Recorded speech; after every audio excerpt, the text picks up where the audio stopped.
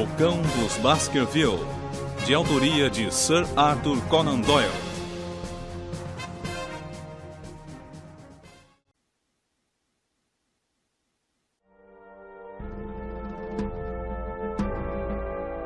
Capítulo 15 – Retrospecção.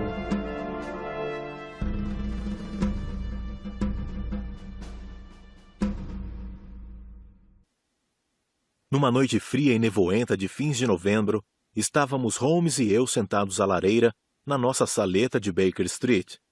Depois do trágico epílogo da nossa estada no Devonshire, o meu amigo investigou 2 casos de grande importância.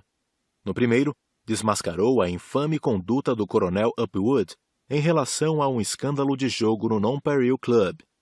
No segundo, provou a inocência da infeliz Madame Montpensier, injustamente acusada do assassinato de sua enteada, Mademoiselle Carrère, que 6 meses mais tarde apareceria viva e casada em Nova York.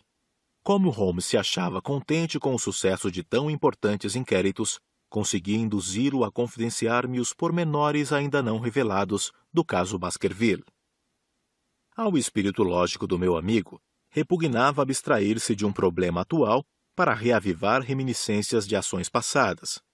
Acidentalmente, Sir Henry e o Dr. Mortimer encontravam-se em Londres, prestes a partir para a longa viagem que foi recomendada ao baronete para restabelecimento da sua depressão nervosa. Naquela tarde, tinham vindo nos visitar e, naturalmente, falamos do caso. Para Stapleton, discorreu Holmes, o curso dos eventos foi simples e direto, mas para nós, que ignoramos o móvel dos seus atos, mostrou-se extremamente complexo. Em relação a você, meu caro Watson, desfruto da vantagem de ter conversado 2 vezes com a senhora Stapleton após os dramáticos acontecimentos. Tudo ficou esclarecido e, se estiver interessado, pode encontrar na letra B do meu arquivo algumas notas referentes ao caso. Preferia que me relatasse resumidamente. Bem, não posso garantir que a minha memória retenha ainda todos os pormenores. Um advogado que estudou uma causa e é capaz de debatê-la sem o menor deslize com um casuístico oponente pode esquecer-se dela ao cabo de 2 semanas em que se embrenhou nas premissas de outro processo. Identicamente, cada um dos meus casos sobrepõe-se aos anteriores, e, por exemplo, o inquérito sobre Mademoiselle Carrère fez enfraquecerem-se as minhas recordações do caso Baskerville. Por sua vez, um novo enigma que venha a ocupar o cérebro tenderá a apagar os pormenores destes meus últimos inquéritos dos casos Upwood e da Bela Francesa. Quanto ao Cão de Baskerville, vou narrar-lhe aquilo de que me lembro e talvez você possa sugerir-me algum fato que eu tenha esquecido ou omitido. A minha investigação, sobretudo após ter observado o retrato de Hugo Baskerville, provou que o Stapleton era, sem nenhuma dúvida, um parente de Sir Henry. Verifiquei que se tratava do filho de Roger, irmão mais novo de Sir Charles, aquele que, devido à sua má reputação, se viu forçado a fugir para a América do Sul, onde erroneamente pensou-se que havia morrido solteiro. Na realidade, Roger casou-se na Costa Rica e teve um filho, John Baskerville, que veio a desposar Beryl Garcia, uma das mais belas jovens daquele país. Contudo, tendo enriquecido com uma considerável verba pública, mudou o sobrenome para Vandelier e fugiu para a Inglaterra, onde montou uma escola a leste de Yorkshire. Esta ideia surgiu após ter conhecido um professor a bordo do navio que os trouxera. O professor Fraser era um excelente pedagogo, mas estava tuberculoso. Enquanto viveu, a escola obteve notável êxito, mas depois da sua morte, sob a gerência única de John Vandelier, esse estabelecimento de ensino foi decaindo gradualmente e, após um caso de intoxicação alimentar que vitimou alguns alunos, verificando-se 2 óbitos, ficou mal afamado. Então, os Vandelier decidiram instalar-se em outra região. Com o que lhe restava da fortuna, ilegitimamente adquirida, John mudou-se para o sul da Inglaterra, dedicando-se lá à entomologia, ciência que já era sua paixão e em que se tornara perito. No British Museum, fui informado de que ele não só era uma autoridade na matéria, mas também que o nome Vandelier foi atribuído a um inseto raro que ele descobriu no Yorkshire. Por esta época, John Baskerville, pseudo Vandelier, começou a investigar a sua origem familiar e descobriu que apenas 2 vidas se interpunham entre ele e os bens dos Baskerville.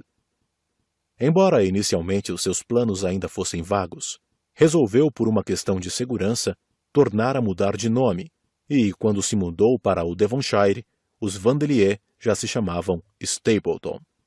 Como as intenções de John já eram criminosas, fez a mulher se passar por sua irmã no intuito de utilizá-la como isca nas relações com Sir Charles. Com esse objetivo, instalou-se perto do solar. Familiarizou-se com os vizinhos mais notáveis e dispôs-se a utilizar todos os meios para se apoderar de Baskerville. Quando Sir Charles lhe contou a lenda do cão fantasma, planejou a própria morte. Veio a saber por meio do Dr. Mortimer que o tio sofria do coração e que uma forte comoção o mataria. Soube também que o velho baronete era doentiamente supersticioso, acreditando na lenda sinistra. A imaginação engenhosa de John Baskerville, agora Stapleton e familiarmente conhecido por Jack, montou um plano para eliminar o tio sem que o crime lhe pudesse ser atribuído, e logo começou a preparar a sua execução. Enquanto qualquer criminoso vulgar se satisfaria com o emprego de um cão feroz, o naturalista teve o rasgo genial de criar um monstro diabólico. Dirigiu-se a Londres e, no estabelecimento zoófilo Ross & Mangles, da Fulham Road, adquiriu o mais descomunal e mais selvagem cão que lá se encontrava, resultante do cruzamento de pastor alemão com Grand Danois. Transportou o animal discretamente pela linha de North Devon, evitando dessa maneira passar por Coombe-Tracey. Teve de fazer uma longa e arriscada caminhada, através dos pântanos de Grimpen, para levá-lo para Mary Pitt Cottage. Nas suas excursões para capturar insetos, explorou cuidadosamente o atoleiro, e para que a presença do cão não provocasse comentários, arranjou-lhe um esconderijo na antiga mina de estanho, e ali o manteve, aguardando uma oportunidade propícia. Mas estava demorando muito. Era difícil à noite atrair o velho tio à charneca, e as suas várias tentativas para surpreendê-lo com um animal fracassavam. Numa dessas excursões, em que o tinha largado já devidamente transformado em monstro, por meio do genial produto fosforescente, o animal foi visto por camponeses, que logo reavivaram a lenda do cão diabólico. Stapleton contava com a colaboração da mulher para atrair Sir Charles ao desastre fatal, mas estava relutante em usar a generosidade do velho para atraí-lo a uma morte horrível. Nem as terríveis ameaças, nem as agressões físicas conseguiram fazê-la mudar de ideia, recusando-se a ajudar o marido na consumação do seu crime. Assim, Stapleton viu seus planos fracassarem. Então, entreviu nova oportunidade quando Sir Charles, que lhe manifestava sincera simpatia, lhe pediu que lhe servisse de intermediário no seu caridoso auxílio à infeliz senhora Lyon, filha rejeitada de Frankland, que fora abandonada pelo marido. Fazendo-se passar por solteiro, Stapleton soube se insinuar no espírito da pobre senhora e, ganhando sua estima, foi adquirindo sobre ela uma crescente influência. Por fim, convencendo-a de que estava profundamente apaixonado, pediu-a em casamento, caso ela obtivesse o divórcio. Entretanto, quando soube que Sir Charles, dominado pela superstição e apavorado com os rumores que corriam sobre o cão lendário, decidiu ir para Londres a conselho do Dr. Mortimer, receou que os seus planos se frustrassem e decidiu agir imediatamente antes que a vítima fugisse. Portanto, insistiu com a senhora Lyon para que esta escrevesse uma carta a Sir Charles, implorando-lhe um encontro, no pântano, na véspera da partida para Londres. Finalmente, com um argumento convincente, impediu-a de comparecer e promoveu assim a almejada oportunidade. Ao voltar de Coombe-Tracey, foi buscar o cão na mina de Grimpen, trouxe-o pelo pântano a Mary Pitt Cottage e aí untou-o com um produto fosforescente. Em seguida, levou-o para perto do portão onde o tio aguardava a senhora Lyon. Atiçada pelo dono, a fera pulou a cerca e perseguiu o velho ao longo da Alameda dos Teixos. Devia ter sido um espetáculo pavoroso esse monstro negro, soltando fogo pelas faces e pelos olhos no encalço da vítima. Sir Charles tombou morto, com uma síncope no extremo da Alameda, e como o cão correu pela trilha gramada, não deixou vestígios de pegadas no solo, a não ser quando se aproximou do cadáver, não chegando a se aproximar muito, porque os cães não atacam um homem que já esteja morto. Só aí deixou as marcas observadas pelo Dr. Mortimer. Stapleton, então, chamou o cão e reconduziu-o à mina de Grimpen. Dessa maneira, o mistério deixou as autoridades perplexas e alarmou toda a região, fazendo com que, finalmente, o caso nos fosse confiado. Essa diabólica astúcia tornava praticamente impossível provar a culpa do verdadeiro assassino de Sir Charles, tanto mais que o único cúmplice jamais poderia traí-lo, e também porque a natureza inconcebível do composto fosforescente mais fomentava a crença popular numa intervenção fantasmagórica.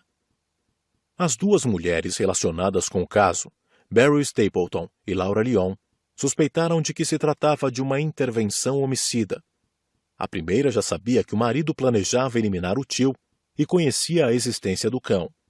A segunda, embora ignorasse a intenção do falso noivo, o seu motivo para o crime e a intervenção do animal para praticá-lo, ficou alarmada com a coincidência de Sir Charles ter morrido precisamente no local e na hora da entrevista que marcou por sugestão de Stapleton, e que foi por este oportunamente cancelada.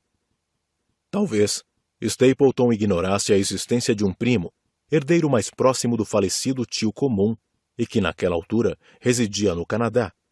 Deve ter tido conhecimento desse fato através do Dr. Mortimer. Este, naturalmente, durante uma conversa ocasional com um naturalista, pode ter-lhe contado sobre o próximo embarque de Sir Henry para a Inglaterra, ou, mais tarde, a necessidade de ir a Londres esperá-lo. A primeira ideia de Stapleton foi liquidar o primo, em Londres, antes que este viesse a se instalar no Devonshire. Contudo, como já não confiava na mulher, que se recusara a colaborar da armadilha para matar o velho, não ousou deixá-la só por muito tempo na Mary Pitt Cottage. Por isso, levou-a consigo para a capital. Tive o cuidado de investigar que se hospedaram no Maxborough Private Hotel, na Craven Street, que foi um dos visitados por Cartwright quando procurava o tal jornal. Mantendo a mulher presa no quarto do hotel, disfarçou-se com uma barba postiça que colocou no rosto com uma espécie de grude. Seguiu o Dr. Mortimer até nossa casa e depois até o Northumberland Hotel. Beryl Stapleton tinha tanto medo do marido que não se atreveu a avisar o homem cuja vida sabia que estava em perigo, por meio de uma carta redigida com a própria grafia. Por isso, adotou o método das letras recortadas daquele artigo de uma das páginas centrais do Times do próprio dia, provavelmente o único jornal que tinha à mão. Para tal, serviu-se da sua tesourinha de unhas e da espécie de grude com que Stapleton colou a barba postiça. Depois, disfarçando a letra para escrever um endereço no sobrescrito, pediu a uma mulher que passava na rua o favor de postar no correio a carta que ele lançou pela janela, juntamente com uma moeda compensadora. Essa mensagem chegou às mãos do baronete, e foi o primeiro aviso do perigo que corria. Para que o cão pudesse perseguir Sir Henry, no momento oportuno, tornava-se imprescindível a Stapleton obter uma peça de roupa ou, de preferência, um sapato da futura vítima. Deve ter subornado um dos criados do hotel, com um pretexto qualquer, para furtar um dos sapatos daquele hóspede. Para seu azar, o sapato furtado era novo, ainda não impregnado do odor característico e pessoal de Sir Henry. Então, teve de mandar furtar outro sapato de outro par, já usado, devolvendo o primeiro. Este incidente foi para mim muito elucidativo, porque quanto mais grotesco é um pormenor, mais merece ser analisado. E este pormenor do sapato velho sugeriu-me a existência de um cão, não fantasma, mas bem real, ao qual seria dado aquele objeto para farejar. No dia seguinte, quando da visita dos nossos amigos, procurei ver se eram seguidos, o que se confirmou. Entretanto, estranhei que o homem que o seguia já conhecesse a nossa casa e o meu nome. Isso me levou a pensar que a sua carreira criminosa talvez não se tivesse restringido a Baskerville. Podia ter se estendido a outras regiões. Averiguei que nos últimos 3 anos tinham ocorrido 4 grandes roubos na região oeste, sem que o criminoso tivesse sido preso. O último assalto, efetuado em maio em Folkestone, causou sensação pelo sangue frio com que o ladrão mascarado assassinou um dos criados. Não há dúvida de que Stapleton, após ter perdido a escola, teve de restabelecer as suas já anêmicas finanças, tornando-se assim um homem cada vez mais perigoso. Apesar da sua audácia, tinha a esperteza da prudência e, sabendo que eu me encarregara do caso, preferiu deixar Londres e ir aguardar o primo em Dartmoor. Neste ponto da narrativa, senti-me impelido a interromper o meu amigo. Um momento, Holmes. Reconheço que você explicou os fatos com exatidão, exceto um. Como poderia um cão daquele tamanho, que devia consumir grande quantidade de alimentação, sobreviver naquela casinha tão pequena de Grimpen durante a estada do seu dono em Londres? Também investiguei este enigma. Stapleton tinha um confidente e cúmplice, que já o havia auxiliado nos assaltos anteriores, apesar da sua avançada idade. Esse velho criado, que encontramos na Mary Pitt Cottage, desapareceu logo a seguir. Chamava-se Anthony, nome pouco comum na Inglaterra, enquanto Antônio já é comum nos países hispânicos e hispano-americanos. Notei que, tal como a senhora Stapleton, falava bem o inglês, mas com notória pronúncia espanhola. Viera da Costa Rica, com os patrões, e se manteve ao seu serviço quando, com o falso nome de Vandelier, tinham a escola perto do Yorkshire. Naturalmente, na ausência do patrão, tratava do cão que então estaria na barraca da Mary Pitt Cottage.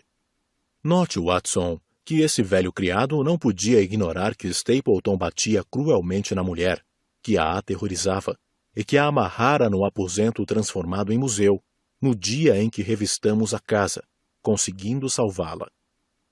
Agora, Watson, deixe-me explicar a minha posição naquele momento. Talvez se lembre de que, ao analisar o papel do aviso que Sir Henry recebeu e ao examinar as palavras coladas, procurei uma qualquer marca de fabricação. Lembro-me disso perfeitamente. Pois bem, ao fazê-lo, tendo-o bem perto dos olhos, não notei marca alguma, mas percebi um ligeiro perfume, conhecido por essência de jasmim branco. Existem atualmente no mercado 75 perfumes e um especialista criminólogo tem de saber distingui-los uns dos outros. Já várias vezes, a solução de um caso dependeu da rápida identificação de um odor. Esse perfume sugeriu-me a intervenção de uma dama, e então a minha atenção convergiu para os Stapleton. Isso me levou a investigar a existência do cão, de maneira que antes de ir para o pântano, já sabia quem era o criminoso.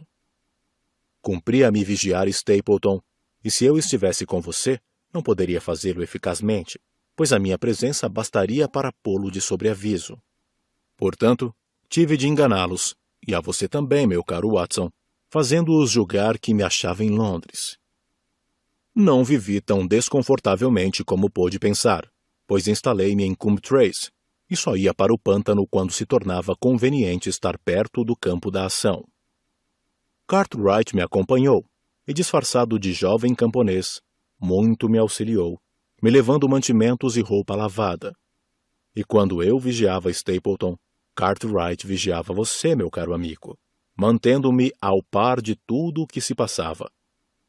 Os relatórios que você expedia para Baker Street eram logo remetidos para Coombe-Tracey. Um deles permitiu-me descobrir a identidade do casal após uma oportuna investigação. Não há dúvida de que incidentes paralelos como a fuga do condenado e sua relação familiar com os Barrymore me dificultaram o inquérito.